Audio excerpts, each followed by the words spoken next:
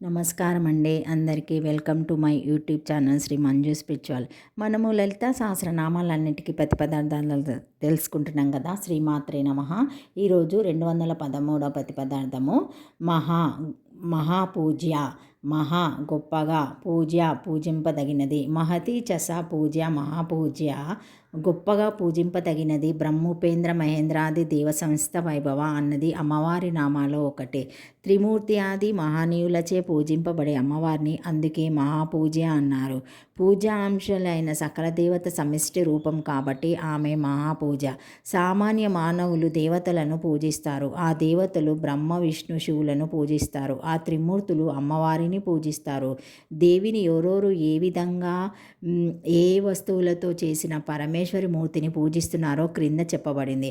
శివుడు మంత్రము, బ్రహ్మ శైలము, విష్ణువు ఇంద్రనీలమణి, కుబేరుడు సువర్ణము, విశ్వదేవలు వెండి, వాయువు ఇత్తడి వస్తువులు కంచు, వరుణుడు స్ఫటికము, అగ్ని మాణిక్యము, ఇంద్రుడు ముత్యము, సూర్యుడు పగడము, చంద్రుడు వైడూర్యము, నవగ్రహాల్లో మిగిలిన వారు తగరము, రాక్షసులు సీసము, పిశాచులు వజ్రము, మాతృగణము లోహము. ఈ వస్తువులతో దేవీ రూపాన్ని నిర్మించి పూజిస్తున్నారు. శ్రీమాతను పూజించే విధానాలు అనేకం ఉన్నాయి. లామిత్యాది పంచపూజాలు ఇవి జపం చేసే సమయంలో చేసేవి. లాం పృథ్వీ తత్మకాయ శ్రీ పరదేవతాయ గంధం పరికల్పయామి. హాం ఆకాశతత్వత్మాయ శ్రీ పరదేవతాయ పుష్పం సమర్పయామి. యం వాయుతత్మకాయ శ్రీ పరదేవతాయ ధూపం ఆగ్రాపయామి.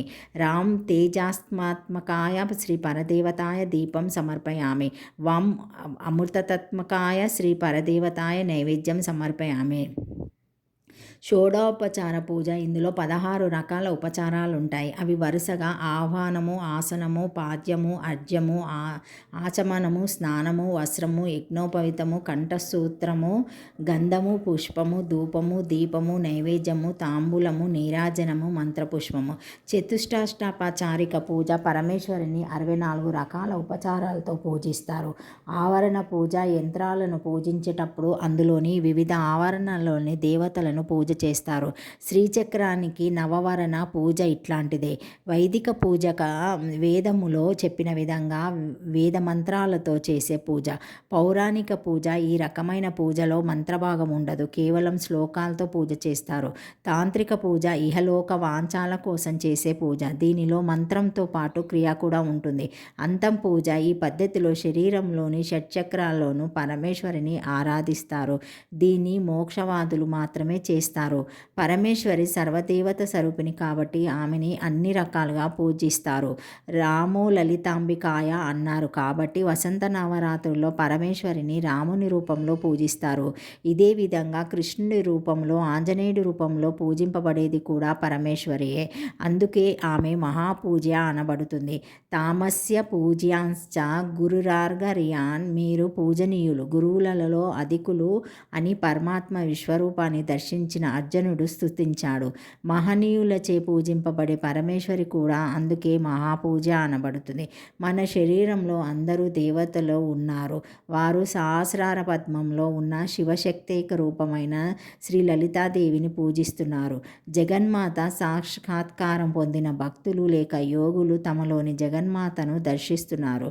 పరమేశ్వరిని ఏ రూపంలోనైనా పూజించవచ్చు. సగుణ, నిర్గుణ, స్త్రీ రూపాలలో ఏ రూపంలో అయినా పూజించవచ్చు. ఆమె మహాపూజ. మనలో దేవి గుణాలని నింపుకోవడం కోసం చేసేది పూజ. ఒక పరిమితిలో గనక ఆరాధిస్తే అది మామూలు పూజ అవుతుంది. మొత్తంగా సంపూర్ణంగా చేస్తే అది మహాపూజ అవుతుంది. ప్రతి క్షణం మనం చేసే పనులన్నీ ఆ మొత్తంలో ఉన్నవారితోనని భావిస్తూ సమన్వయపరుచుకుంటూ అలా చేసిన పనులని సృష్టి మొత్తానికి అధిష్టాత్రి అయిన పరమేశ్వరికి పూజగానే భావించాలి. మనం ఏం చేసినా ఆవిడకి పూజ అవుతుంది, కానీ మనకు అది పూజ కాదు. ఈ విధమైన పూజను అందుకునే జగజ్జనని మహాపూజ అవుతుంది. ఆదిశంకరుల వారు తమ సౌందర్యలహరి 27వ శ్లోకంలో తాను చేసే ప్రతి కార్యము భగవతి పూజ అయ్యేటట్లుగా చేయమని దేవిని ప్రార్థిస్తున్నారు.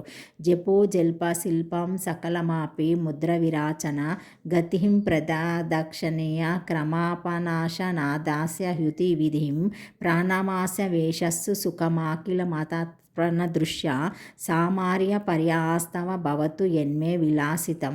ఓ జగన్మాత, ఆత్మసమర్పణ బుద్ధితో నేను నీతో మాట్లాడే మాటలని నీ మంత్రజపం అవుగాక. ఈ శరీరము నీవు ఇచ్చినదే కాబట్టి నేను చేసే విన్యాసాదులని నీ పూజలో ముందు చేసే ముద్రలు అగుగాక.